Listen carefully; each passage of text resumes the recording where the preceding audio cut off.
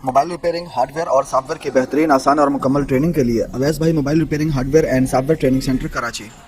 बिस्मिल्लाहिर्रहमानिर्रहीम। अभी थोड़े दिन पहले मैंने एक वीडियो बनाई थी ओप्पो A1 के पासवर्ड को अनलॉक करने के लिए, और मैंने जो इस मोबाइल को अनलॉक किया था वो अनलॉक टूल के ज़रिए से अनलॉक किया था। ठीक है, तो ये जो टूल है ये पेड टूल है, इसके ज़रिए से हम अपने मोबाइल को जो है वो अनलॉक कर सकते हैं, और ओप्पो के लिए बड़ा स्पेशल टूल है ये।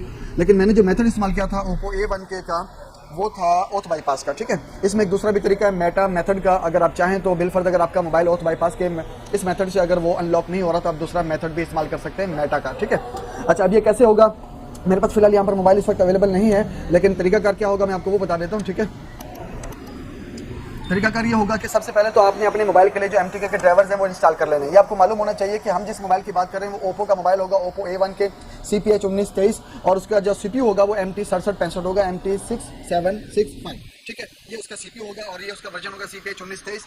तो उस मोबाइल को आप अगर बिलफर्ज ऑथ बाईपास के मेथड से अगर आप उसे क्लियर नहीं कर पा रहे तो आप मेटा मेथड से उसे आप क्लियर कर सकते हैं। ठीक है, ये दो हमारे पास मेथड हैं हमारे ओप्पो A1 के को लॉक करने के। अच्छा, उसके लिए बेहतर ये कि आप डिवाइस मैनेजर खोल के रखेंगे। मैं यहाँ डिवाइस मैनेजर खोल लेता हूँ, ये मेरे पास डिवाइस मैनेजर है जहाँ हमें पता चलता रहेगा कि हमारा जो मोबाइल है वो हमारे पीसी के साथ कनेक्ट हो चुका है या नहीं हुआ। ठीक है, अच्छा इसके लिए आपने क्या करना है, सबसे पहले तो आपने जो अपने मोबाइल के ड्राइवर है MTK के वो आपने वीकॉम के ड्राइवर वो आपने इंस्टॉल करके रख लेने। उसका मैंने पहले वाली वीडियो में तरीकाकार बताया हुआ है। ठीक है, तो अगर आपको बिलफर्ज उसके इंस्टॉलेशन का तरीका नहीं समझ आए तो आप कमेंट्स करके मुझसे पूछ सकते हैं, मैं इंशाल्लाह आपको उसके इंस्टॉलेशन का तरीका दोबारा बता दूंगा। तो जब आपके जो मोबाइल होगा उसके ड्राइवर इंस्टॉल होंगे तो अब आपने क्या करना है, आपने अपने मोबाइल को अपने पास रखना है और ये मेटा के फैक्ट्री 2 को इसको आपने सेलेक्ट कर लेना है, इस टैब को इसको छोड़ देना। ठीक है, और आपने दूसरी ऊपर वाली टैब को आपने सेलेक्ट कर लेना। ठीक है, उसके बाद यहाँ आपके पास 3 टैब हैं, एक बिरोम एडीएल का एक टैब है, एक फंक्शन की टैब है और एक मेटा मोड की टैब है। तो हम इस वक्त जो मेथड इस्तेमाल कर रहे हैं मेटा मोड का मेथड इस्तेमाल कर रहे हैं। ठीक है, अब हमने क्या करना है, अपने मोबाइल को बिल्कुल कर लेना है बंद।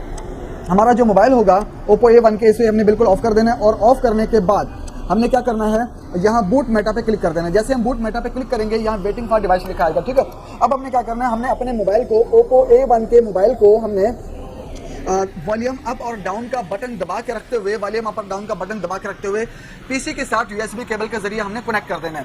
जैसे हम कनेक्ट करेंगे थोड़ी देर में ये लिस्ट आगे चलेगी। ठीक है, और यहाँ डिटेल सारी लिखी आ जाएगी इसी तरह, और वॉच डॉग डिसेबल हो जाएगा। ठीक है, और उसके बाद हमारा जो मोबाइल होगा वो मेटा मोड में चला जाएगा। ठीक है, और इसके बाद आपके लिए बिल्कुल इजी होगा, आप समझ जाएंगे कि मेटा मोड में जा चुका है, बिल्कुल लिखा आ रहा होगा आपके मोबाइल पर कि मेटा मोड में है। ठीक है, और उसकी जो स्क्रीन है वो ग्रीन हो सकती है। ठीक है, अच्छा यहाँ पर अगर आप पोर्ट को चेक करेंगे तो पोर्ट में भी उसका यहाँ पे port selected com port USB com port लिखा हुआ होगा, जो इस बात की अलामत होगी कि आपका मोबाइल जो है कनेक्ट हो चुका है। ठीक है, अच्छा जब आपके ये जो मेटा मोड में आपका मोबाइल जो कनेक्ट हो चुका होगा तो उसके बाद आपने क्या करना है, उसके बाद आपने मोबाइल को डिसकनेक्ट किए बगैर, अपने मोबाइल को USB से डिसकनेक्ट किए बगैर आपने फैक्ट्री रीसेट eMMC पर क्लिक कर देना है। जैसे आप फैक्ट्री रीसेट eMMC पर क्लिक करेंगे तो उसके बाद फिर यहाँ से वेटिंग फॉर डिवाइस लिखा आएगा और यहाँ पे डिटेल इसकी चलना शुरू होगी, और इसी तरह ये पहले उसकी ऑथ को बाईपास करेगा और चलते हुए लास्ट में उसका जो eMMC होगा उसका कोड वगैरह उसको ये बिल्कुल फॉर्मेट कर देगा, और उसके बाद आपके मोबाइल को रिबूट करेगा। इसी तरह इसकी डिटेल लिखी हुई आ जाएगी। ठीक है,